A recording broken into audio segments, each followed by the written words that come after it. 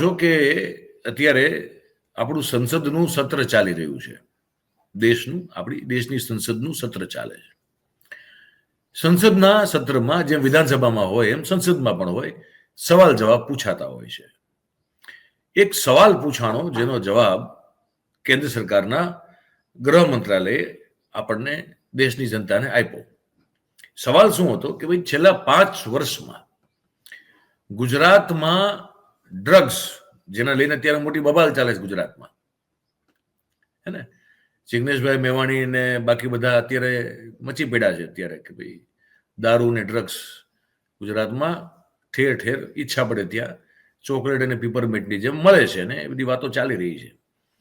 એ ગાળો અત્યારે જયારે ચાલી રહ્યો છે ત્યારે સંસદમાં સવાલ પૂછાય છે કે ભાઈ 5 વર્ષમાં કેટલું ડ્રગ્સ પકડાણું ગુજરાતમાં. એટલે કેન્દ્ર સરકાર જવાબ આપે છે. પાછી એમાં એવું નથી આપ્યો જવાબ. મજાની વાત એ છે કે કેન્દ્ર સરકારના ગૃહ વિભાગે જવાબ આપ્યો, કેન્દ્રીય ગૃહ મંત્રાલય. મારી પાસે આ રિપોર્ટ અહીંયા સંસદ વાળો. હવે એમાં એને એમ કીધું કે ભાઈ છેલ્લા 5 વર્ષમાં ગુજરાતમાંથી, આ સરકારના આંકડાઓ છે, આનાથી ઉપર ઘણું બધું છે, પણ આ તો સરકાર જ જે જવાબ આપે છે એની વાત કરીએ આપણે અત્યારે. ગુજરાતમાંથી 91,453 કિલો ડ્રગ્સ પકડાણું છે. 91,453 કિલો. અને જે આપણા દર્શકોમાંથી અત્યારે જો કોન્વેન્ટ વાળા કોઈ હોય તો અમને ગુજરાતીમાં ન સમજ પડતી હોય, આપણે એને કહી દઈએ કે 91,453 કિલોઝ ઓફ ડ્રગ્સ એ છેલ્લા 5 વર્ષમાં ગુજરાતમાંથી પકડાયેલું છે. આ પકડાયેલું છે એટલે હવે આમાં નથી પકડાયું એ કેટલું હશે એ તમારે અને મારે આપણી વિવેક બુદ્ધિથી સમજવાનું ને વિચારવાનું રહે છે. ઇન્ટરેસ્ટિંગ વાત એ છે કે સરકાર સતત દાવા કરે છે કે ભાઈ અમે તો દારૂબંધી ચુસ્તપણે છે. હું છે ને પછી ગીરથી પાછો આવતો તો હું તો અલગ એક ભાવનગર વાળો રસ્તેથી આવતો હતો પાછો. એટલે તમને કહું, આ દારૂ ને ડ્રગ્સની વાત આવી એટલા માટે. તો તમારામાંથી કેટલા લોકો એ રસ્તે નીકળ્યા છે કે મને ખ્યાલ નથી, પણ તમે જો ત્યાંથી અમદાવાદ આવો તો ભાવનગરથી તમે એ ધોલેરાવાળા રસ્તે ચડો એટલે ટૂંક સમયમાં, થોડા સમય પછી તમને તરત મોટા મોટા બોર્ડ દેખાવાના ચાલુ થાય. એ બોર્ડમાં લખેલું છે, મોટા મોટા બોર્ડ છે લીલા કલરના, એમાં સફેદ અક્ષરે લખેલું છે કે દારૂ પી અને ડ્રાઇવિંગ કરવું એ ખૂબ જ જોખમ ભર્યું છે, એટલે ન કરવું. આવા મોટા મોટા વર્ડિંગ જે છે એ ત્યાં લગાવેલા. એ આપણા ગુજરાતમાં કેટલું ડ્રગ્સ આના પકડાયા વગરનું જતું રહ્યું છે કોઈને ખબર નથી. પણ મજાની વાત એ છે કે જે જવાબ મળે છે એ જવાબમાં હું તમને આંકડાઓ પણ આપી દઉં. એ આંકડાઓ એવા છે, કેન્દ્ર સરકારના કહેવા મુજબ 2018માં 12,780 કિલો ડ્રગ્સ પકડાણું, 2019માં 14,923 કિલો ડ્રગ્સ પકડાણું. આ સરકારના આંકડા, આપણા ઘરના કશું કહેતા જ નથી અત્યારે. 2020માં 13,113 કિલો ડ્રગ્સ પકડાયું. 2021માં 21,000 ઉછાળો આવી ગયો અચાનક. 13,000 કિલોમાંથી એક વર્ષમાં એ ઉછાળો આવીને 21,307 કિલો ડ્રગ્સ પકડાણું. 2022માં એમાંથી પાછો ઉછાળો આવ્યો તો 2022માં 29,230 કિલો ડ્રગ્સ પકડાણું. ઇન્ટરેસ્ટિંગ વાત છે, પકડાયું, બરોબર છે. કોણે મોકલું? મોકલનાર કોણ? અહીંથી લેનાર કોણ?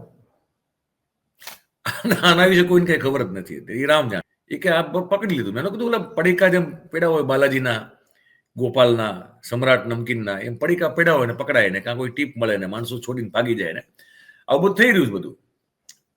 હવે આ આંકડાઓમાં એનો કોઈ ઉલ્લેખ નથી જોવા મળતો કે ભાઈ અહીંયા જે ફેક્ટરીઓ પકડાણી, અહીંયા ને મહારાષ્ટ્રમાં ચાલતી ફેક્ટરીઓ, અહીંયા વાપીમાં, અહીંયા બાવળા પાસે અમદાવાદમાં ચાંગોદરમાં ફેક્ટરીઓ જે પકડાણી, હે ને, એનું શું સીન છે એની તો હજી ખબર જ નથી.